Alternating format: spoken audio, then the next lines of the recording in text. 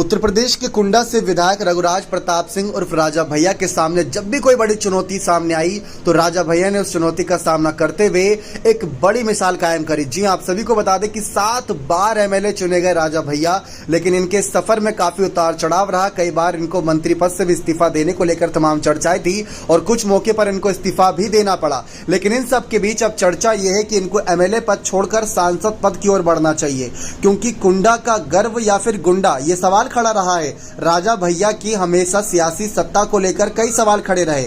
UP में जिस तरीके से 7 बार विधायक पद पर चुने गए कुंडा की सीट से चर्चाओं का विषय रहा।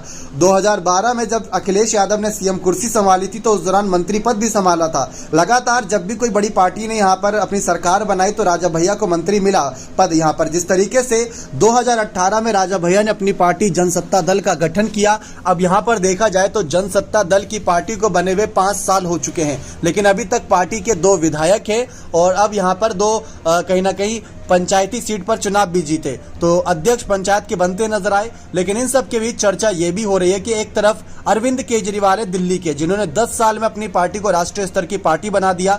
उनके नेता सांसदी की सीट जीत रहे, उनके नेता राज्यसभा की ओर जा रहे, उनके नेता विधायक पद जीत रहे, उनके अलग अलग राज्यों में सरकार बन रही है। तो क्या राजा भैया सिर्फ कुंडा तक सीमित रहेंगे या अपनी पार्टी का विस्तार करेंगे? कई सवाल खड़े हो रहे हैं, लेकिन इन सब के लिए राजा भैया को ही पहला कदम उठाना होगा, क्योंकि अक्षय प्रताप सिंह को आगे किया था। एक बार चुनाव जीते लोकसभा का, फिर उसके बाद हार गए। तो कहीं ना कहीं राजा भैया जिस तरीके से 7 बार एमएलए चुने गए, तो ऐसे में अब एमपी चुना जाना है, यानी कि मेंबर ऑफ पार्लियामेंट अगर चुना जाना है, सांसद चुना जाना है उनको, तो लोकसभा चुनाव में अपना दमखम दिखाना होगा, अपना जलवा दिखाना होगा राजा भैया को, और समाजवादी पार्टी या बीएसपी या फिर भाजपा के खिलाफ अपनी हुंकार भरनी होगी। राजा भैया ने अभी हाल ही में कहा था, शेर का चाहे भूखा रह ले लेकिन कुत्तों का शिकार नहीं करता, और किसी माई के लाल में हिम्मत नहीं कि उनके गढ़ में उनको हराता नजर आए। ऐसे कई बार उन्होंने अपनी बयानबाजी के जरिए बात साफ करी।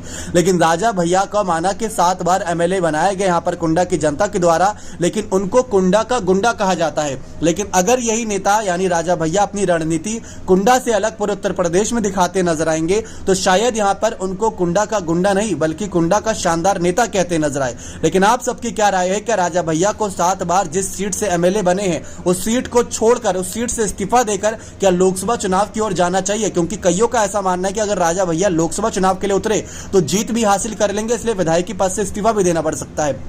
लेकिन आप अपनी राय इस मामले पर रखिए कि जनसत्ता दल पार्टी को कितनी बड़ी पार्टी स्तर पर देखना चाहते हैं। बने रहे चैनल के साथ, ऐसी और तमाम जानकारियों के लिए बहुत बहुत धन्यवाद।